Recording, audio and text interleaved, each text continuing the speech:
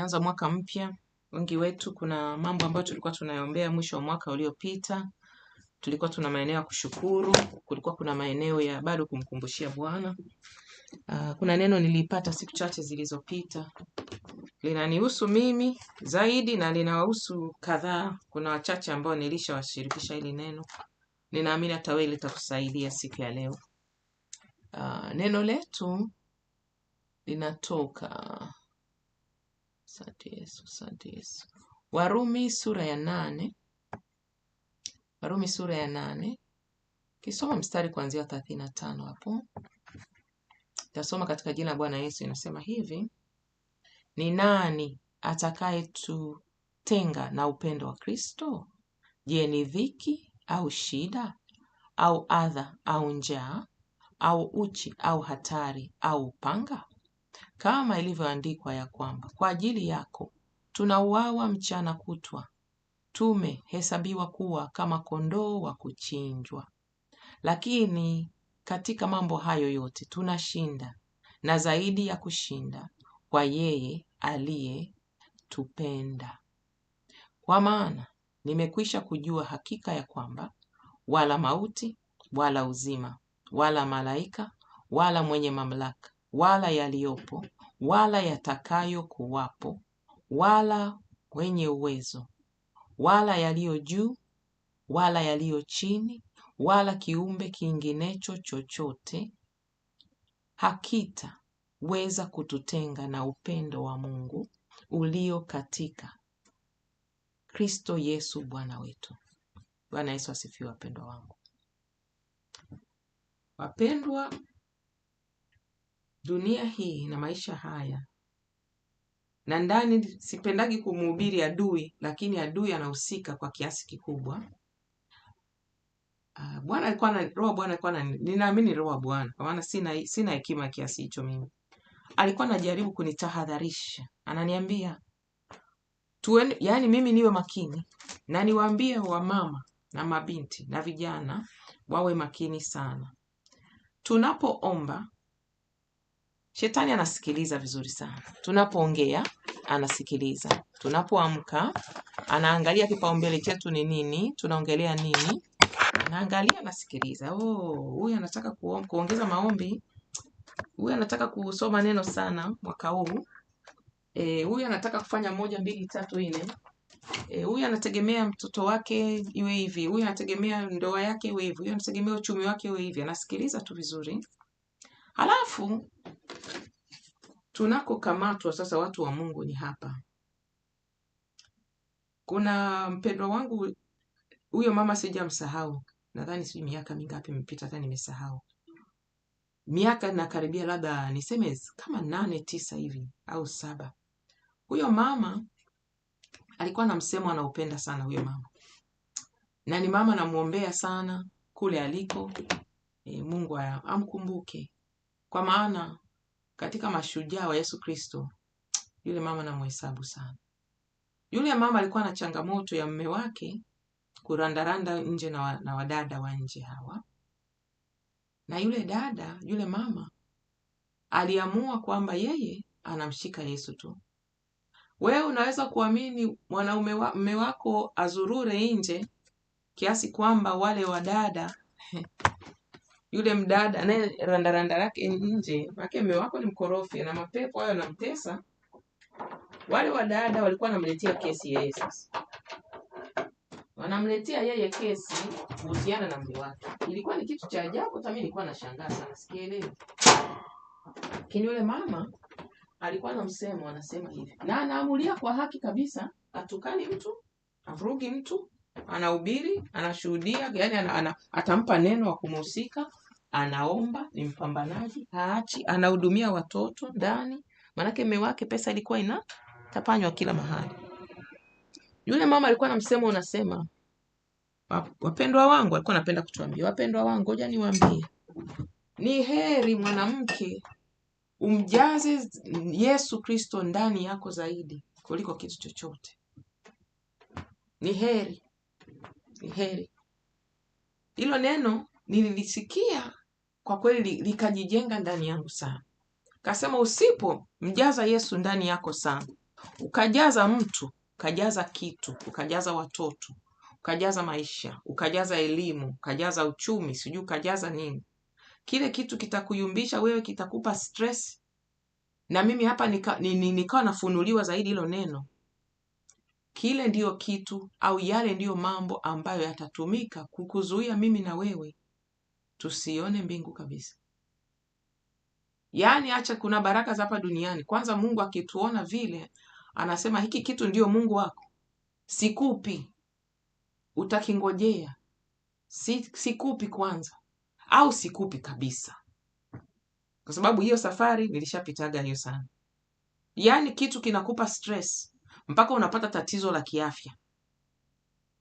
Pressure ya moyo unaenda vibaya. Unajua mama, nitakuja kufundisha, Mungu atupe neema, sijapata siku inayofaa.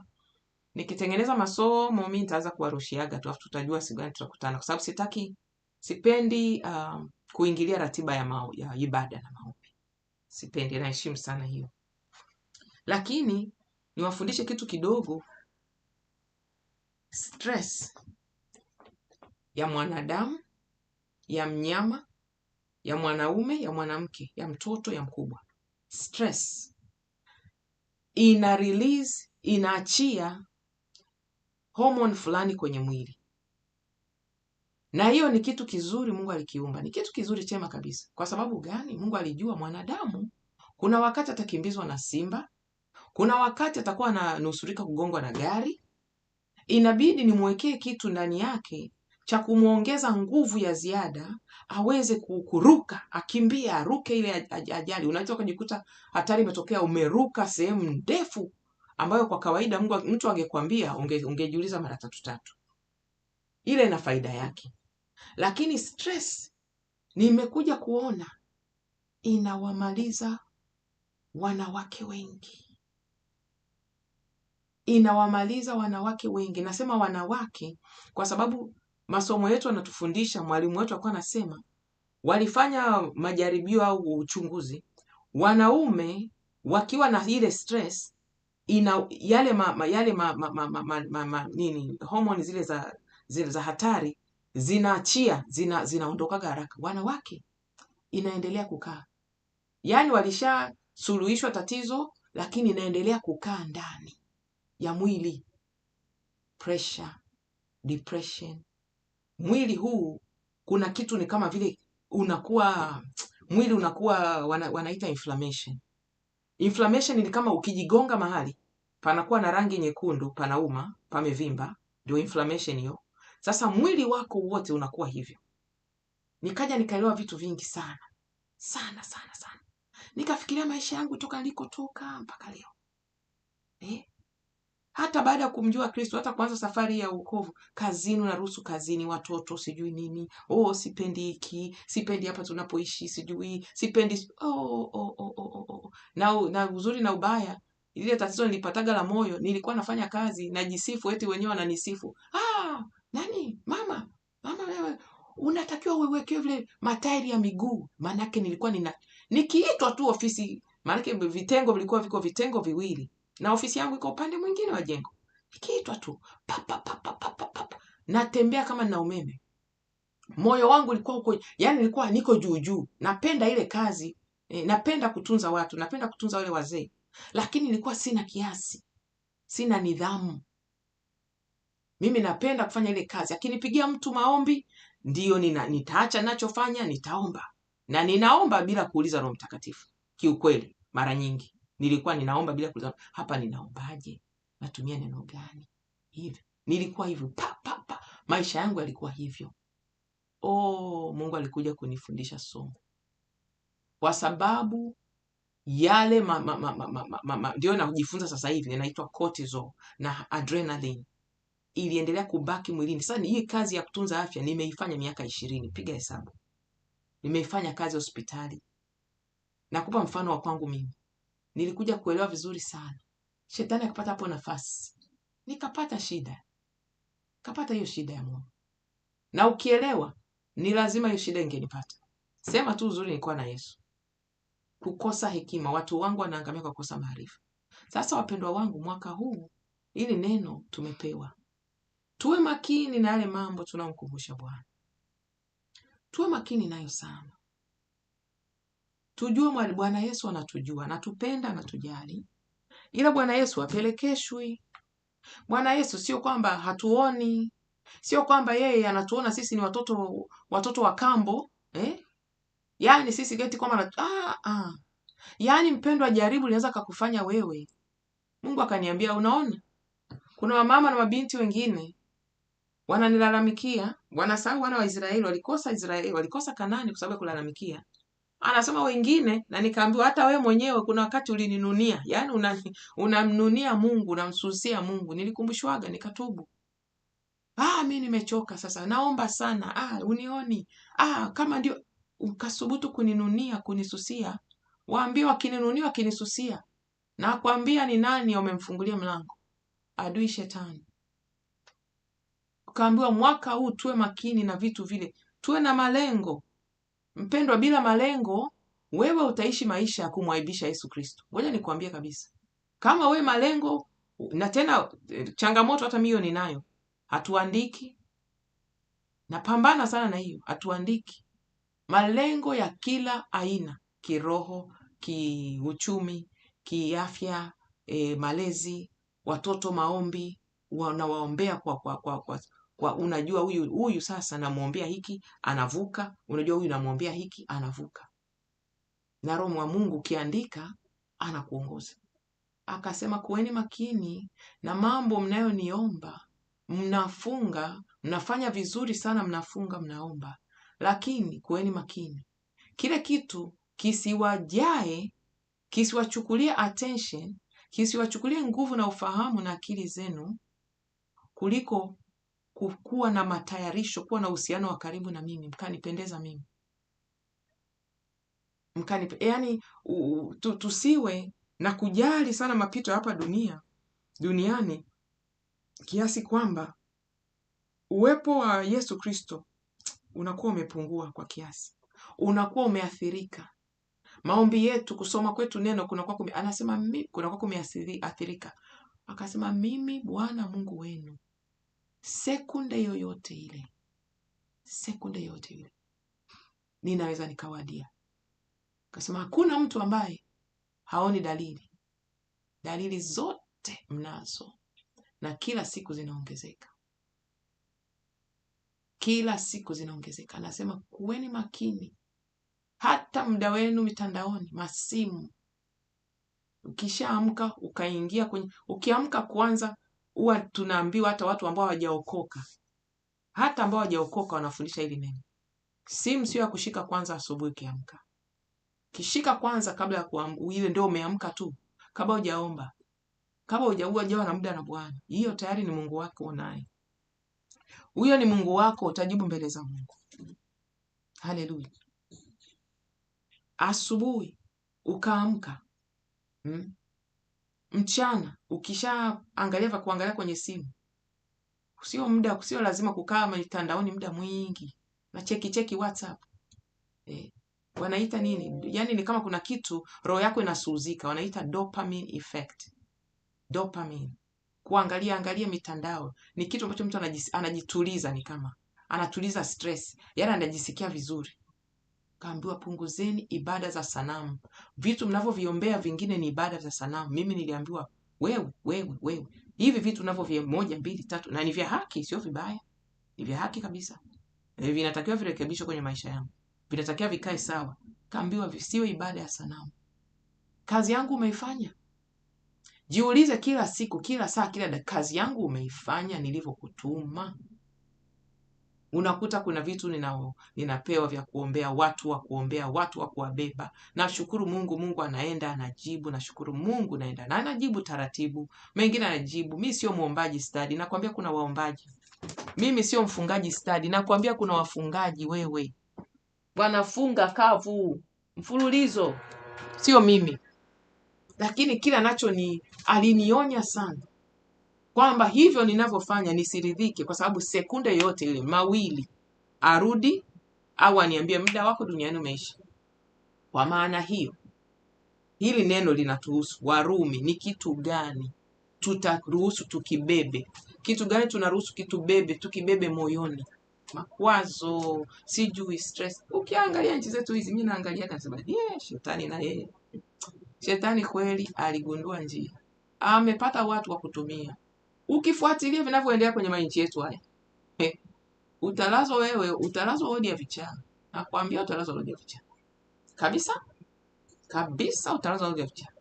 Kuanzia mitaa yetu hii, watoto wetu wanakopita, wanakofanya kazi, kazini unakofanya kazi, yani unatembea njiani unaangalia huku na huku, kwa sababu unaweza kadakwa muda wowote ule wewe ukawekwa ndani. Sisi ambao tunaonekana wageni, unadakwa muda wowote. Shetani atakutafuta damu. Kuna wateka nyara, kuna watu wao wahamiaji, polisi wengine wako ni polisi, lakini kama ni polisi wa giza, anakuambia toka kwenye gari, inua mikono juu. Wewe umekataa nini? Umeresist arrest. Umekataa kukamatwa na polisi. Yaani hapo katumwa assignment sijui. Wewe unawekwa ndani, unakanyagwa chini, wekwa ndani. Haleluya. Sasa wewe ubebe ma stress hayo, ukae ndani, unaogopa kutoka nje, unaogopa kufanya shughuli zangu, unaogopa sijui nini, unaogopa yako mambo mengi wewe, yako mengi. Mitandaoni mimi nachagua naangalia nini na siangalia nini. Taarifa za habari naziona vizuri sana. Kila kitu nakiona kile ninachopaswa kukielewa, nakiona kielewe ili nikiombe. Lakini ukiruhusu vikupe stress. Nimesoma vya mitandaoni. Viko vya ndani ya nyumba zetu. Kuna dada zetu, kaka zetu. Kuna mabinamu, kuna ukoo. Haya maafya yetu ndio hayo tena. Watu wangu wanaangamia kwa kukosa maarifa. Hiyo ndio neno niliambiwa nilipoanza hiyo kozi, niliambiwa watu wangu wanaangamia kwa kukosa maarifa. Pata maarifa machache. Kuna wale watu utaweza kuwasaidia. Kwa sababu kuna wengine hawaelewi tu, hawajui, maskini hawajui. Kwani mimi nilikuwa najua. Daktari amekuwa ni Mungu. Daktari akimwambia mtu unaumwa hiki, kunywa hizi dawa, anakunywa wala kuchunguza zile dawa zinafanya nini kwenye mwili. Angalau ujue basi zinafanya hivyo. Kwa nini nimeambiwa chakula ni kila dawa hizi nisile chakula hiki? Kwa nini? Mara nyingi kile ambacho yani inabidi wewe nisiseme mengi nisije nikamtoa mtu kwenye uwepo. Nikamtoa mtu kwenye maelekezo ya daktari wake. Lakini unakuja kunagundua Mungu alishatupa vitu vingi vya kutusaidia kimwili na kiroho. Mwaka huu tuende vizuri. Tusipotezewe muda na nguvu kwa mapito. Mapito haya yatakuwepo na yataendelea kuwepo na yanapaswa kuwepo. Kwa sababu gani? Tuko siku za mwisho na shetani yeye ameongeza spidi. Shetani anajua tena shetani anaonaga ninavyoamini mimi ninavyoelewa. Hawa wengine wa duniani sina shida nao. Na wataka hawa hapa waliovaa nguo ndefu, hawa wanafunika vichwa. Hawa ndio nawataka. Hawa nitamtoa kwenye uwepo wa Mungu wake kwa njia gani? Kitu gani anakitaka sana? Kitu gani aache kukiombea na kufunga kila siku? Anapokiombea na kufunga kila siku, ambacho sio kitu kibaya nimesema, anasubira nacho.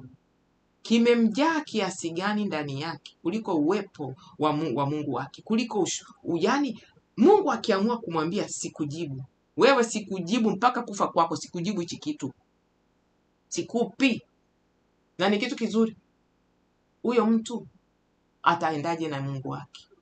Nitaweza kumpunguzia uwepo wake?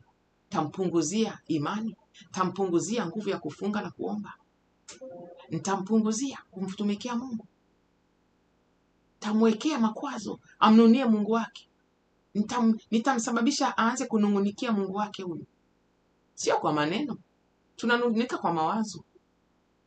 Mbona mimi? Ukianza tu swali kuhusiana na hii safari, mbona mimi?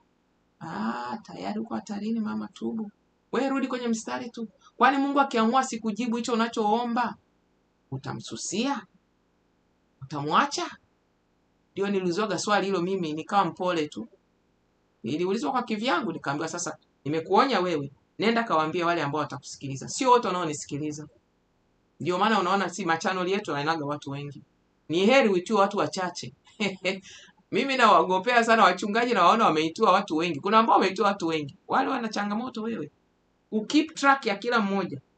Ndio maana unaona kundi la maombi si aliki sana, kwa sababu sio wote wana nafasi ya kuingia kuomba. Na wale wote walioingia kwenye kundi la maombi ambalo mimi ninaliongoza hilo, Niliambiwa wote utawaombea kila siku, kila siku, kila siku. Kuna nimeambiwa huyu muache, huyu yuko tu hapa, muache muombee hapa pandani, tutapunguza. Ndio changamoto tunazo. Sikwambii kwamba eti mimi niko nakamilika. Kuna saa zingine unaona sasa kama maombi yetu yale asubuhi. Ninaamshwa saa 8 au naamshwa saa 9. Na silali, nitaendelea vitu nitakwambia niombee asubuhi. Ni lazima nitafanya nini? Nitachelewa kuamka kwa sababu mimi sina uhuru wa kuweka alamu yangu nikaisikia ikapiga kelele. Kwa sababu gani? Nilionao ndani ya nyumba ile inawasumbua. Wao nao wana changamoto zao za kupata usingizi wa mfululizo. Unakuta na wanaamshwa usiku, atoe somo, afanye nini? Haleluya. Tunaenda na hali. Kwa hiyo ukiona mama fulani hajaingia kwenye somo, kwenye maombi, wewe ingia, omba. Mimi nikiamka na mimi nitafungua kundi, nitaomba. Natoa mifano.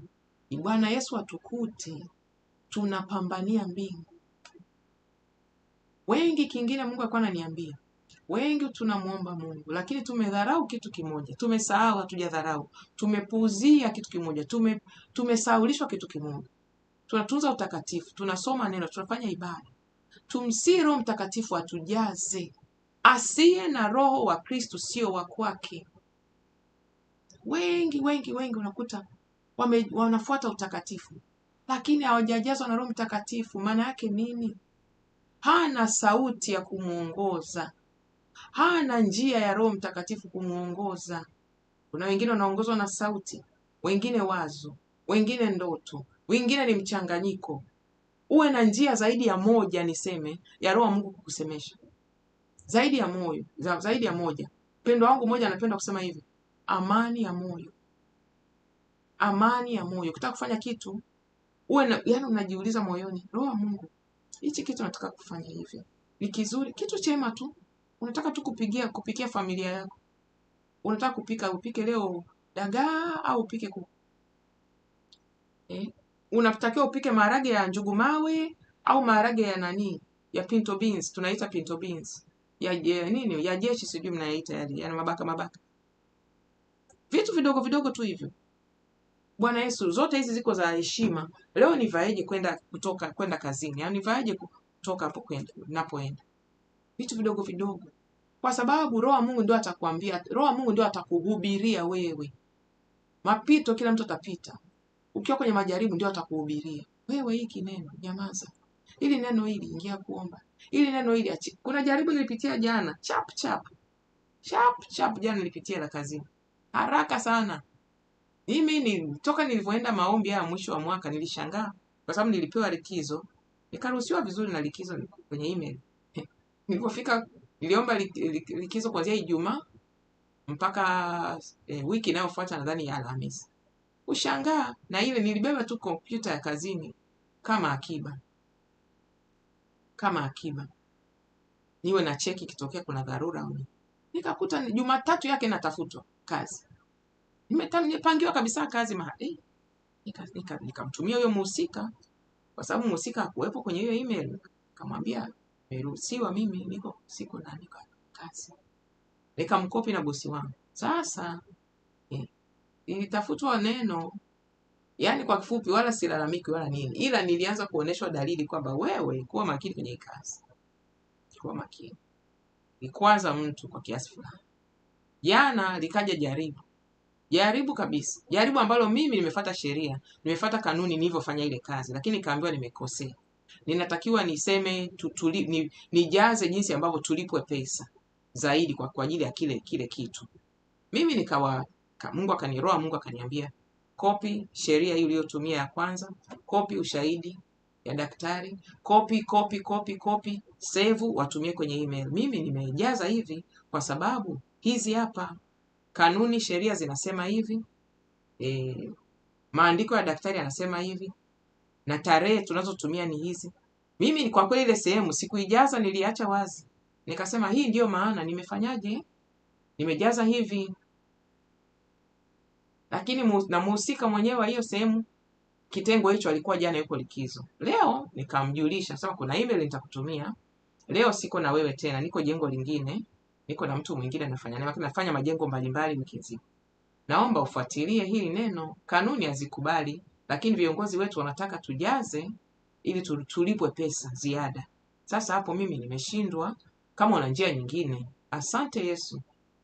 Yeye akakubaliana na mimi, akasema kwa kweli hizo tarehe ushahidi, nikasema labda kuna ushahidi mwingine wa kutusaidia hizi tarehe walizochagua tulipe kwa tarehe hizo, lakini ushahidi nao uona hauruhusu sisi kulipwa kwa tarehe hizo. Akasema vizuri tu, akasema uko sawa, uko sahihi, ushahidi huo hauhusiani na hiyo tarehe, ila mimi ninaweza nikabadilisha tarehe kawa hivi hivi hivi hivi na hivi. Akasema basi ongea nao, washauri, manake hawadhani kwamba wamekosea, wao wanajua sisi ndio tumekosea. Mungu akanipa utulivu. Lakini jana niliambiwa, wewe hichi kitu omba kuwa na amani na hakuna kusumbua watu. Kuna watu ambao eti nikipataga eti emergency, siku hizi naambiwaga, wewe acha ujinga,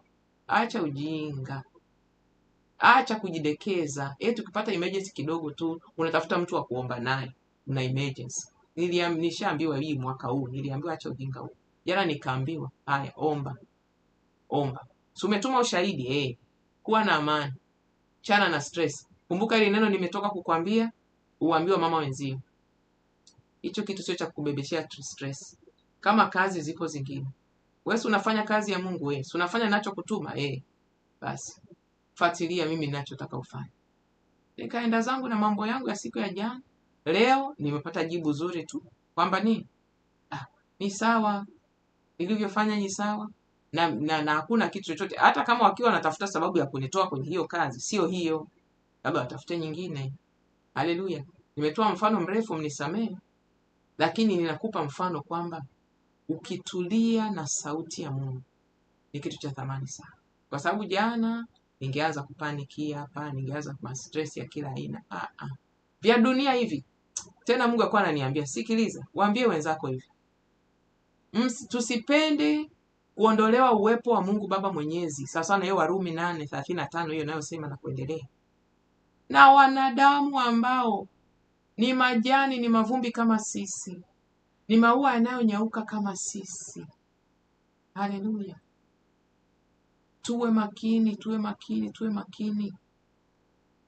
Mwanadamu ambaye hatuna hakika kama anaenda mbinguni,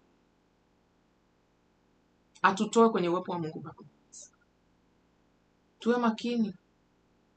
Afanye tukwazike eti tushindwe kuomba vizuri, eti maombi yetu yakataliwe, tuache kusoma neno vizuri. Hapana.